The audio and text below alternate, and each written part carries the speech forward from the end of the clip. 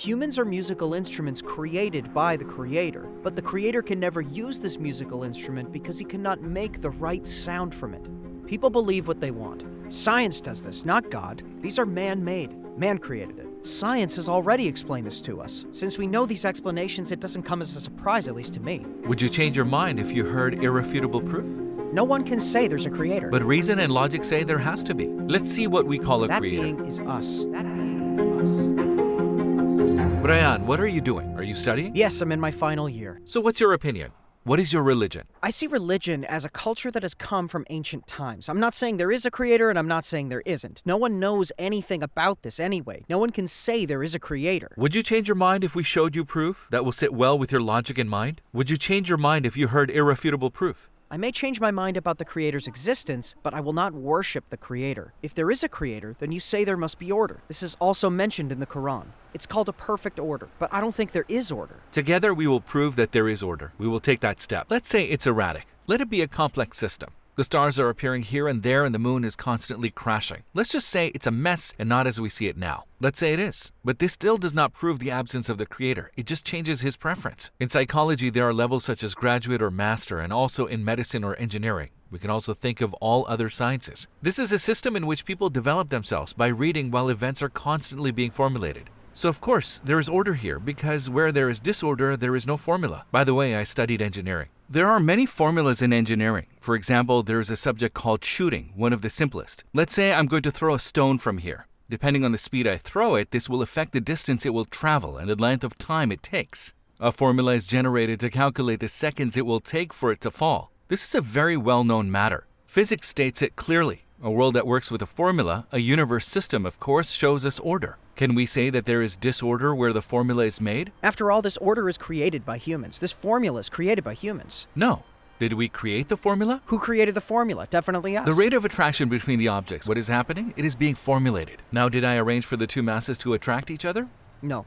No, I just observed it. I said, look, they attract each other. Or there's an attraction between the planets. Then I said, if there's an attraction between them, then there is a law here. So I say that a being puts the law in this formula in the order. Again, I saw for sure that there was an order. This was already our ordered subject. We can see together that there is order. If I were to give you proof, as we said at first, to show it's rational and logical, then your decision would change this time, right? My decision would change, but I certainly won't worship that creator. Okay, then let's have a look. I want to prove the existence of the creator to you. Then we will look at the evaluation. That is, if the necessary reasons do not come together, then they cannot produce the desired result. For example, imagine you're on a train track. There's a 10-year-old boy with a rope on his back moving the train with every step he takes. Now your eyes say yes, the boy is pulling the big train, but do you believe this? Or will you look for a different force or a different reason behind it? I will look for a different force behind it. Why? Because he doesn't have enough reasons to pull the big train. So I'll look for another force or another system that I haven't seen, right?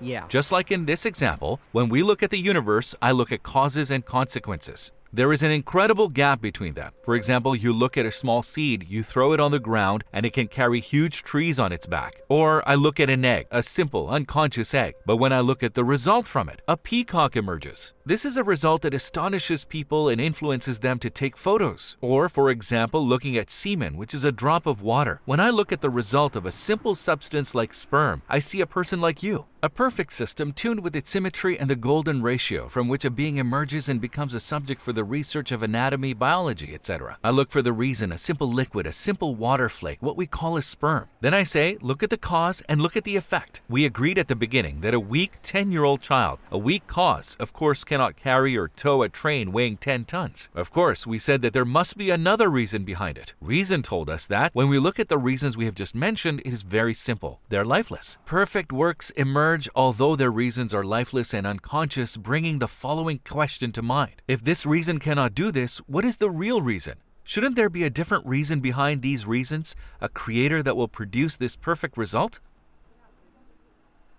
You explained it very well. You explained it perfectly. But a seed turning into a tree or a sperm turning into a human, I don't see it as anything surprising. It is science that does this, not God. I'm surprised when you say you're not surprised. There are inanimate substances in what you call a water drop, composed of atoms from elements. Is the atom alive? Atoms are lifeless. How can lifeless matter make what we talked about? In the example we mentioned, the child was alive, but even he could not do it. These events we are talking about are lifeless. Let's say it's alive. Again, it doesn't matter. But how can atoms that have no will, no conscience, no mind or power produce this result? How can we not be surprised by this? When one does a little research, science already gives him sufficient results. When the sperm enters the egg, only one of the millions of sperm enters the egg. And that sperm shows various reactions to form a living thing. Science has already explained this to us. Since we know this, it doesn't strike me as surprising. Then I will ask, the fact that science explains the stages of something will not answer how it came about. Science presents knowledge. It tells me about the event that occurred. For example, think of it as the megapixel of the camera evolving in detail. It used to be 2 megapixels, then it was 24, and now 46. We're doing a show with this camera right now. Why? The camera system has increased. Think of science like that. It presents the information. What does science do? It comes and explains the details to me. So what did it do? It zoomed in on the camera. It zoomed and zoomed. I knew sperm only as a water substance. I zoomed in and I understand what was going on inside. Zooming in on something didn't change the fact. The question remains, how could such a thing come out of this simple substances? We live on an order that we created. We already live on technology, science, philosophy, and art.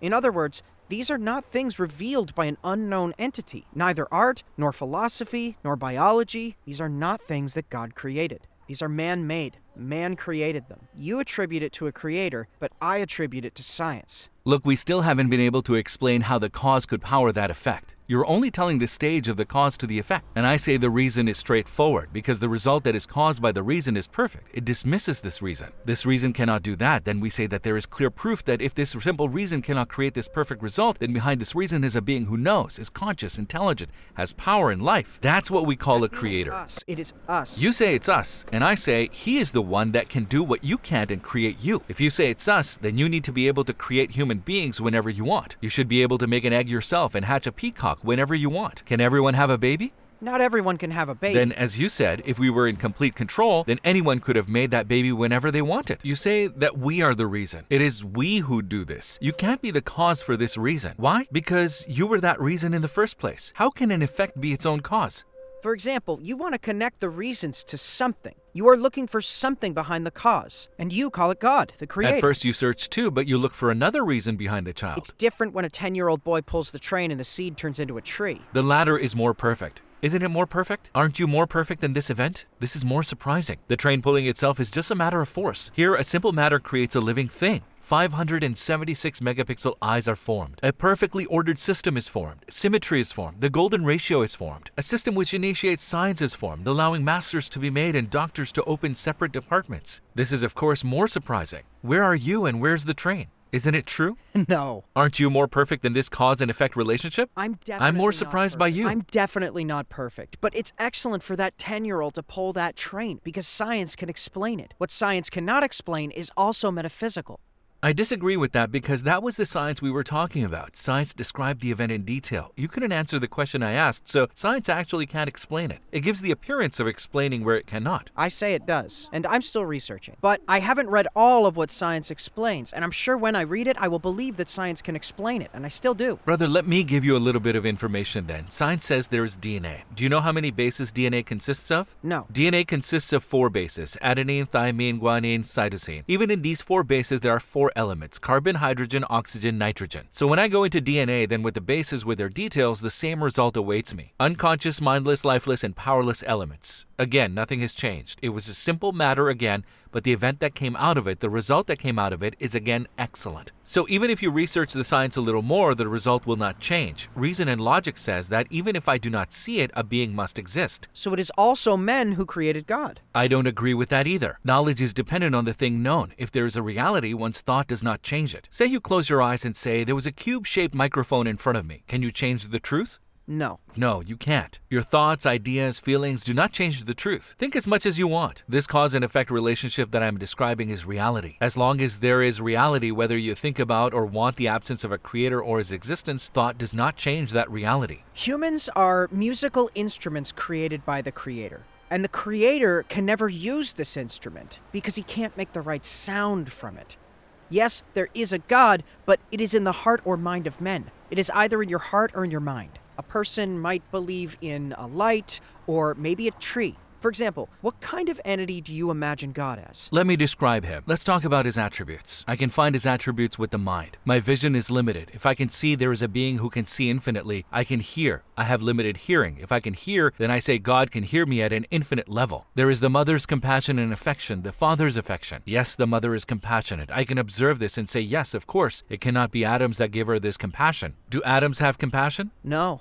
This means a compassionate being is behind the atoms with the names of Rahman, Rahim, Rauf. Again, I conclude by saying that he is infinitely compassionate. Look, I can find a lot of attributes like this. I should also mention, why did you wear a t-shirt and not a sweater? Because it's hot. This is a logical action, right? A Yeah. wise, sensible move. Yeah. It was your mind and logic that made you do this. I say yes, even we can do wise things with our limited logic. He has infinite wisdom. Of course, a creator with infinite knowledge and logic will be logical in everything he does and will act wisely. And since he created this universe, sending someone to introduce this place and answer questions like, why did we come? Who sent me? Where am I going? What is my purpose? Why was I sent? Why do I have such abilities? What is the feature that distinguishes me from animals? Sending a guide, sending the prophets, that explains why the prophets have come and answered such questions. I say it is a necessity of logic and wisdom. It is also a necessity of logic and wisdom that holy books distinguish right from wrong with the prophets. When I look at the Quran, I can see hundreds of examples proving that a person cannot write. The information that is impossible for a person to know is in this book for 1400 years ago proves to be the guide and book I was looking for. Let me give an example. There are two incredible miracles in Surah Ar-Rum.